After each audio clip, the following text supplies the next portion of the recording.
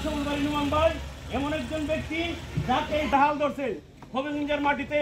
ইনশাল্লাহ আমাদের গণ অধিকার অবশ্যই আধিপতি স্বৈরাচার আছে, তাহলে তার জবাব দাঁত ভাঙা জবাব দেওয়া হবে। কেন এই গণতন্ত্র দেশে এটাকে কেন তারাই বানচাল করলো? এই দেশে কি আমরা উড়ে আসছি? আমরা এই দেশের মানুষ, আমরা তার পরিণাম ভয়াবহ হবে এই বলে আমি আমার সংক্ষিপ্ত বক্তব্য শেষ করি।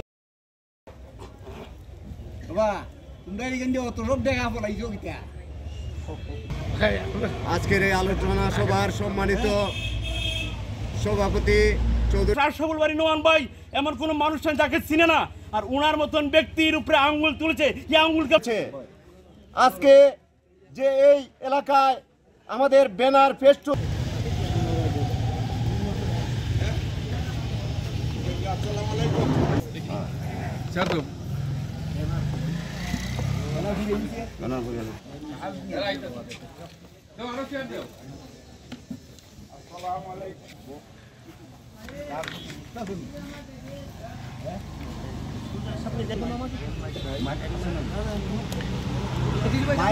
মাইক আছে না কেন? মাইক আমি ফাটাই দিচ্ছি করে দেওয়ার পরে আমরা মাইক যন্ত্র রাখছিলাম, এরপর দেখলাম নেই, আমার এরকম কোনো রেকর্ড নাই।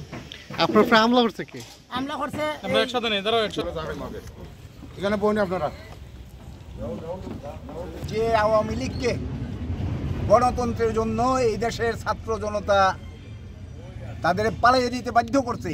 আজকে ওইটার ভূমিকায় যদি বিএনপি অবতীর্ণ হয়, আমি বিশ্বাস করি বিএনপির নেতৃবৃন্দ, উচ্চ পর্যায়ের নেতৃবৃন্দ, আমি জানি না তাদের কোনো নির্দেশনা আছে কিনা এটাতে, তবে আমি বিশ্বাস করি যে গণতন্ত্রে বিশ্বাস করলে অন্তত এই ধরনের কাজ হবে না। ঠিক, কিন্তু এখন পর্যন্ত তাদের কেউ দুঃখ প্রকাশ করে নাই, এখন পর্যন্ত দুঃখ প্রকাশ করে নাই।